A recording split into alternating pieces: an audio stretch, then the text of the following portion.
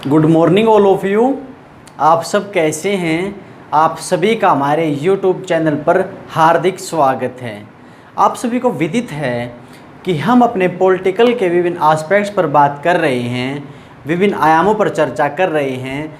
आज उसको और आगे बढ़ाते हुए आज बात करेंगे मुख्यमंत्री के संदर्भ में।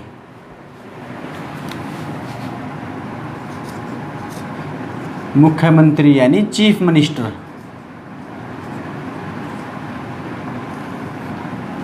जिसको सीएम भी कहा जाता है। देखिए, एक आर्टिकल दिया हुआ है, बड़ा अच्छा आर्टिकल है, अनुच्छेद 163, आर्टिकल 163। ये में किस बात की जानकारी देता है? ये कहता है कि राज्यपाल की सहायता करने के लिए और उनको सलाह देने के लिए एक राज्य मंत्री परिषद होगी। क्या होगी?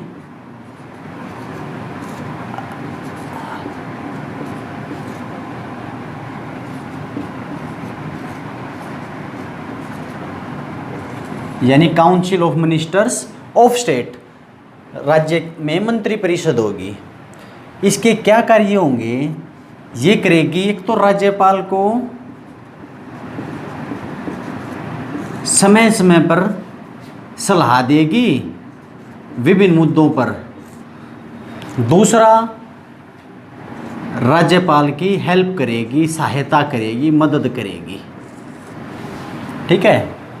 देखिए, आप सभी को पता है कि हमने पहले भी बात कर चुके हैं कि जो गवर्नर होते हैं यानी जो राज्यपाल होते हैं वो राज्य में संवैधानिक प्रमुख होते हैं, कॉन्स्टिट्यूशनली हेड होते हैं। लेकिन जो मुख्यमंत्री होते हैं वो वास्तविक मुखिया होते हैं, वास्तविक प्रमुख होते हैं। जो हमारे क्या होंगे? हमारे सीएम, रियल हेड।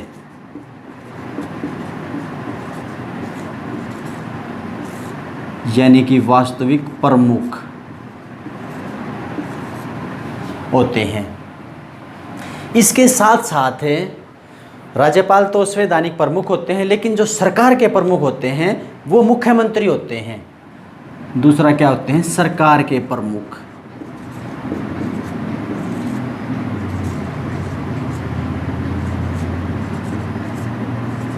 यानी कि हेड ऑफ गवर्नमेंट भी होते हैं।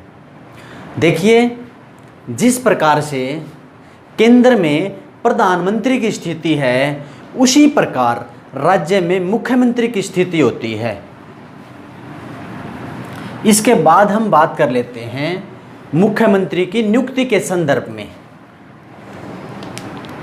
Appointment of chief minister.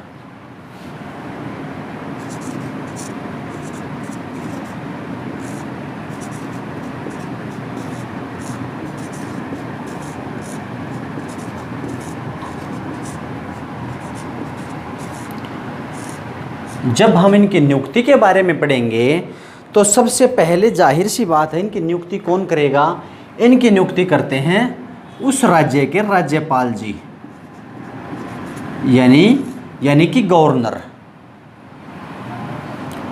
और जो अन्य मंत्री होते हैं राज्य में या मंत्री परिषद में, उनकी नियुक्ति भी राज्यपाल करते हैं, लेकिन वो मुख्यमंत्री के परामर्श पर करते हैं, मुख्यमंत्री की सलाह पर करते हैं।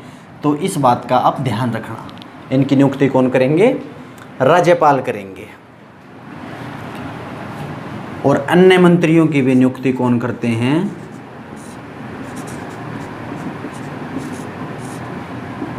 उनकी भी हमारे राज्यपाल महोदय ही करते हैं। किसकी सहायता से? सीएम की सहायता से, यानी कि हेल्प ऑफ सीएम, सहायता से करते हैं। इसके अलावा अगर हम बात करें, देखिए आप सभी को पता है कि राज्य में विधानमंडल होते हैं। क्या होते हैं? विधानमंडल होते हैं। और विधानमंडल में भी संसद की तरह ही 2 सदन होते हैं। हम अपने जो आगे वाले टॉपिक्स होंगे उनमें इन्हीं के बारे में विस्तार से बातें करेंगे। विधानमंडल में एक तो होता है विधानसभा जिसको निम्न सदन या निचला सदन कहा जाता है लोकसभा की तरह, और एक होता है विधान परिषद जो कि राज्यसभा की तरह होता है, उसको उच्च सदन कहा जाता है। ठीक है। जो हमारे मुख्यमंत्री होते हैं वो विधानसभा में से भी हो सकते हैं और विधान परिषद में से भी हो सकते हैं। ऐसी कोई भी शर्त नहीं है, ऐसी कोई भी कंडीशन नहीं है कि हमारे जो मुख्यमंत्री हैं वो किसी पर्टिकुलर सदन से होंगे, वो किसी भी सदन से हो सकते हैं, लेकिन सामान्यतः विधानसभा से ही ज़्यादा मुख्यमंत्री आते हैं। तो जो हमारे राज्यपाल हैं वो किसी भी सदन से मुख्यमंत्री को नियुक्त कर सकते हैं। इसके अंतर्गत अगर हम बात करें, जो हमारे राज्यपाल हैं ये उसी की नियुक्ति करेंगे जिसको बहुमत प्राप्त होगा, जिस दल को बहुमत प्राप्त होगा, यानी कि बहुमत प्राप्त दल के नेता को, बहुमत प्राप्त दल के नेता को राज्यपाल मुख्यमंत्री नियुक्त करते हैं। मान लो जिसके 50% वोट और प्लस 1 वोट, इतने वोट जिस भी दल के पास होंगे, जिस भी पार्टी के पास होंगे, तो हमारे जो राज्यपाल महोदय होते हैं वो उसके नेता को मुख्यमंत्री नियुक्त कर देते हैं राज्य में। इसके अलावा अगर हम बात करें, मान लो अगर किसी भी दल को संपूर्ण बहुमत न मिले तो फिर क्या करेंगे। तो हमने पिछली क्लासों में बात की थी कि राज्यपाल के पास स्वविवेकीय अधिकार होता है, उसके पास स्वयं की शक्तियाँ होती हैं, पावर्स होती हैं। तो जब जिसका मन करेगा उनको वो नियुक्त कर देंगे। मान लो अगर किसी भी दल को बहुमत नहीं मिला तो फिर क्या करेंगे, किसी को भी वो प्रेफरेंस दे देंगे, किसी भी दल को। आमतौर पर वो सबसे जो बड़ा दल होता है उसी को हमारे राज्यपाल महोदय जी प्रेफरेंस देते हैं सरकार बनाने के लिए।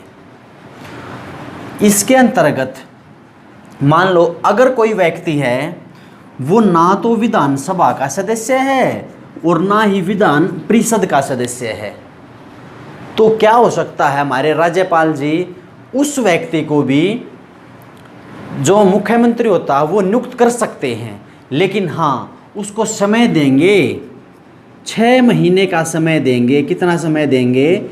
6 माह का समय देंगे। 6 महीने के अंदर वो किसी न किसी सदन से उसको निर्वाचित होकर आना पड़ेगा, उसको चुना जाएगा। अगर वो 6 माह के अंदर किसी भी सदन का सदस्य नहीं बनता है तो उसको जो पद दिया था, यानी उसको जो मुख्यमंत्री बनाया था, वो उसका पद समाप्त हो जाएगा। तो इस बात को आप ध्यान रखना। मान लो किसी दल को राज्यपाल जी ने प्रेफरेंस कर दिया, यानी कि आमंत्रित कर दिया कि आप सरकार बना लीजिए, तो फिर मान लो किसी भी दल का पूर्ण बहुमत नहीं आया और राष्ट्रपति ने अपने स्वयं विवेकाधिकार से किसी भी दल को आमंत्रित कर दिया कि आप सरकार बना लीजिए, तो 1 महीने के अंदर, 1 महीने का समय दिया जाता है। 1 महीने के अंदर उसको विश्वास प्राप्त करना होगा। क्या करना होगा? विश्वास प्राप्त, यानी उसको बहुमत सिद्ध करना पड़ेगा। अगर वो बहुमत सिद्ध नहीं कर पाया तो उनकी भी छुट्टी कर दी जाएगी। मान लो अगर कोई ऐसा व्यक्ति है वो नियुक्ति से पहले ही दावा करता है कि मेरे पास पूर्ण बहुमत है या मैं विश्वास में हूँ, तो हमारे जो राज्यपाल जी हैं वो क्या करेंगे, वो उस व्यक्ति को भी मुख्यमंत्री नियुक्त कर देंगे और उसको कुछ समय देंगे, एक समय सीमा के अनुसार उसको फिर बाद में भी उसकी नियुक्ति कर देंगे। नियुक्ति के बाद उसको अपना पूर्ण बहुमत सिद्ध करना होगा। तो ये कुछ बातें होती हैं, आप इनको याद रख सकते हैं मुख्यमंत्री की नियुक्ति के संदर्भ में। इसके अलावा हम बात करें तो अब हम बात कर लेते हैं इनकी शपथ से संबंधित। नियुक्ति होने के बाद इनको शपथ दिलाई जाती है, तो शपथ कौन दिलाता है? तो राज्यपाल महोदय ही मुख्यमंत्री जी को शपथ दिलाते हैं, यानी जो गवर्नर होते हैं वो ही शपथ दिलाते हैं। इसके बाद हम देखेंगे इनके वेतन से संबंधित।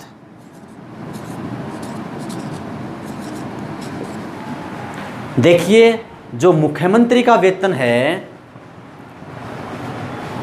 शायद दिख नहीं रहा, हम यहाँ पे लिख देते हैं।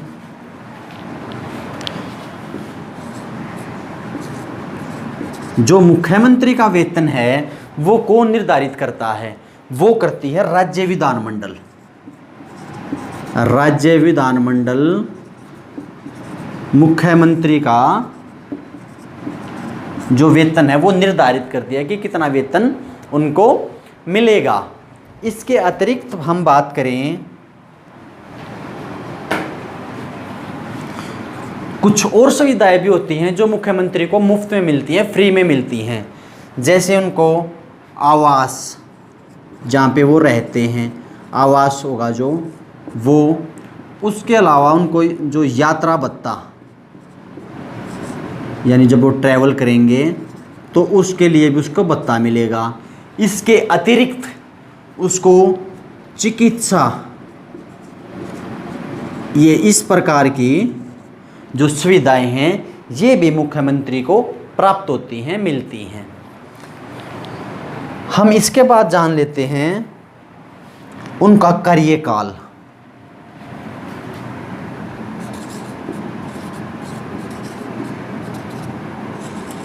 यानी कि सीएम का कार्यकाल कितना होता है। देखिए साधारणतः मुख्यमंत्री का कार्यकाल आप सभी को पता होगा 5 वर्ष का ही होता है। कितना होता है? 5 वर्ष का।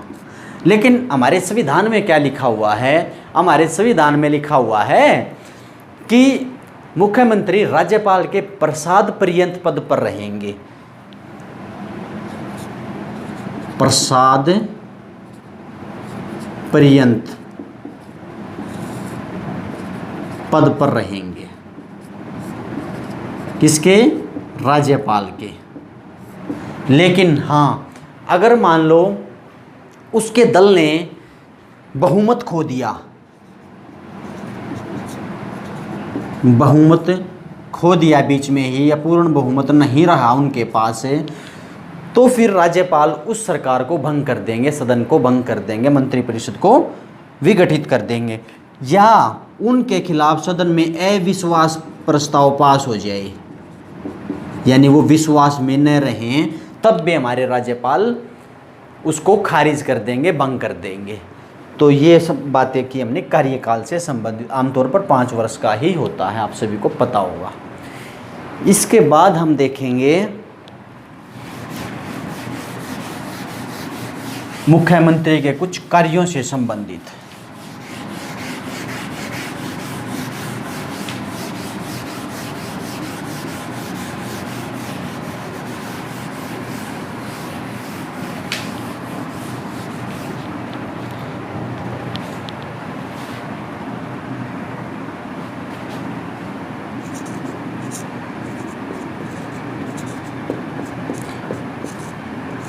यानी functions and powers of chief minister.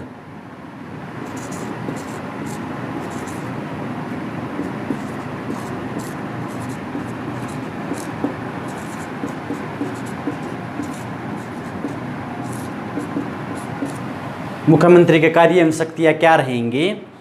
सबसे पहले हम देख लेते हैं इसमें मंत्रिपरिषद से संबंधित। मंत्रिपरिषद से संबंधित उनको क्या क्या शक्तियां हैं, क्या क्या वो कार्य करते हैं।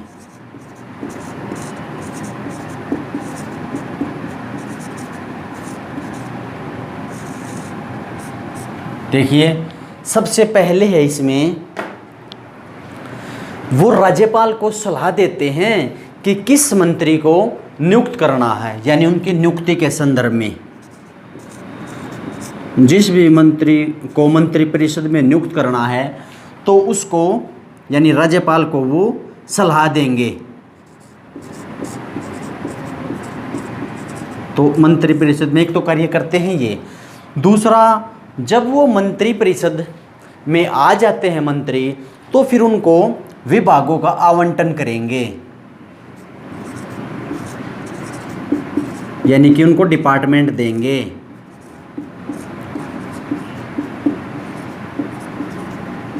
विभागों का बंटवारा करेंगे कि आपको गृह मंत्रालय दिया जाता है, आपको वित्त मंत्रालय दिया जाता है, आपको स्पोर्ट्स मंत्रालय दिया जाता है। इस प्रकार के जितने भी मंत्रालय होते हैं वो उनका बंटवारा भी कौन करते हैं? हमारे मुख्यमंत्री जी ही करते हैं।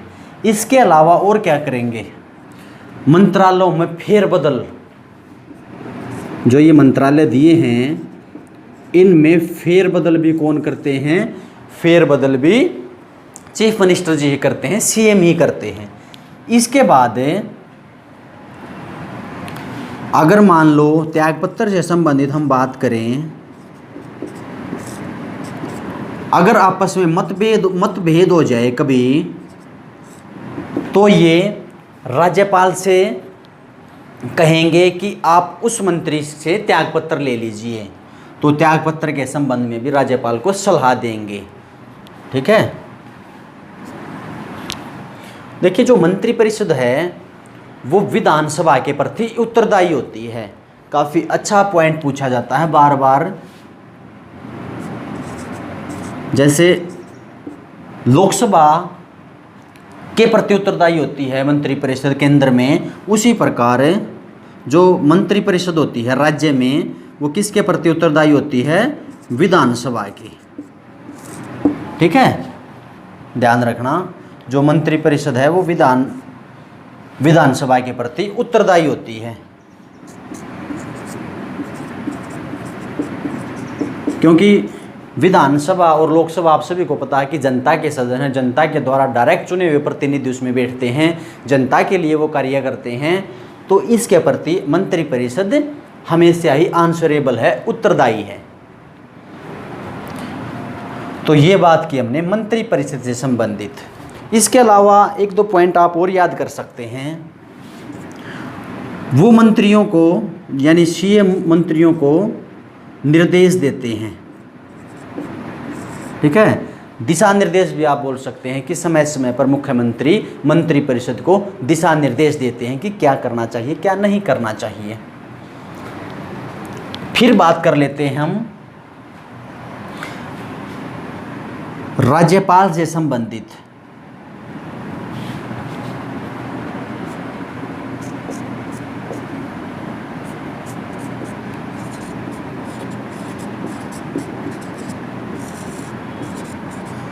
सीएम के जो कर्तव्य हैं, जो कार्य हैं, वो राज्यपाल से संबंधित क्या क्या होंगे? देखिए, जो मुख्यमंत्री होते हैं वो समय समय पर राज्यपाल को सूचनाएं प्रदान करते हैं। सूचनाएं प्रदान करते हैं कि हमारी जो मंत्रिपरिषद है वो ये कानून बना रही है या इस तरह की उनकी विचारधारा है, तो उन सूचनाओं के बारे में वो समय समय पर राज्यपाल को अवगत कराते रहते हैं। दूसरी बात है, अगर मान लो राज्यपाल ही उनसे किसी विषय पर स्पष्टीकरण मांगते हैं, किसी मुद्दे पर उनसे सूचनाएं मांगते हैं, तो फिर भी मुख्यमंत्री का दायित्व है ये कि वो राज्यपाल के द्वारा मांगी गई जानकारियों को प्रदान करे। ठीक है, राज्यपाल के द्वारा जो जानकारियां मांगी जाती हैं उनका आंसर भी कौन देते हैं? उनका आंसर भी मुख्यमंत्री ही देते हैं। इसके अलावा आप बोल सकते हैं कि मंत्रिपरिषद और राज्यपाल के बीच मुख्यमंत्री संचार का कार्य करते हैं। क्या कार्य करते हैं? संचार का। किस किस के बीच? राज्यपाल और मंत्रिपरिषद के बीच मुख्यमंत्री संचार का कार्य करते हैं।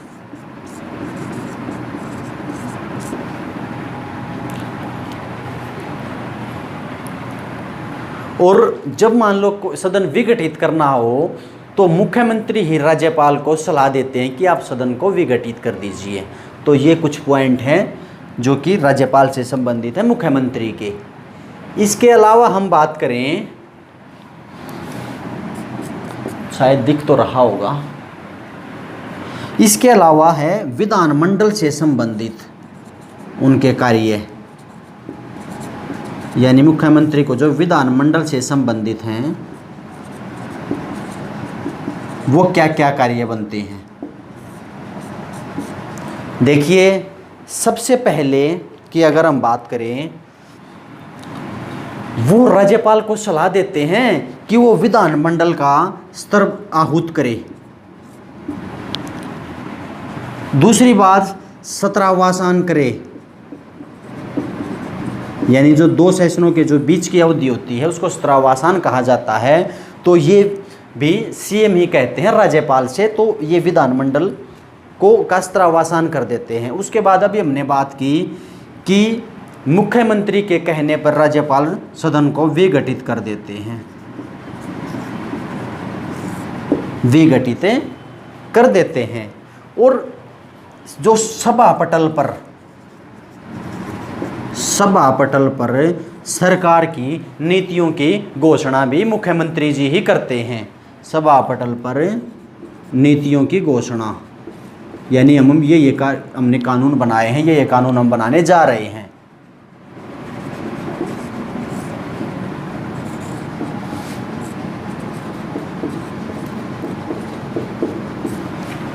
तो ये बात की हमने उनके विधानमंडल से संबंधित, राज्यपाल से संबंधित और मंत्रिपरिषद से संबंधित कुछ कार्य एवं शक्तियों की। इसके अलावा कुछ और अगर 1-2 पॉइंट पे हम बात करना चाहें, देखिए जो मुख्यमंत्री होते हैं वो सत्ताधारी दल से होते हैं, वो सत्ताधारी दल के नेता होते हैं, ठीक है। जो भी दल सत्ता में है उसके लीडर होते हैं, यानी जो सीएम हैं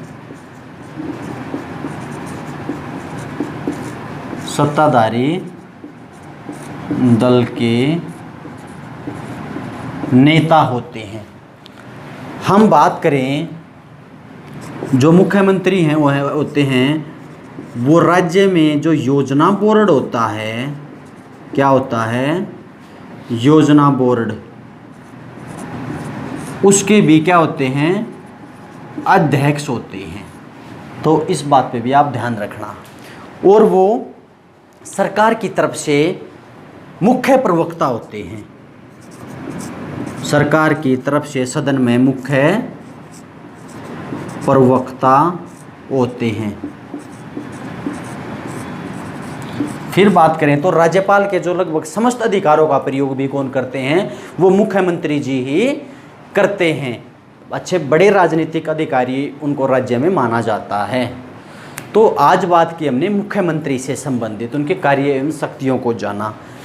आप सभी काम से जुड़ने के लिए तहे दिल से धन्यवाद।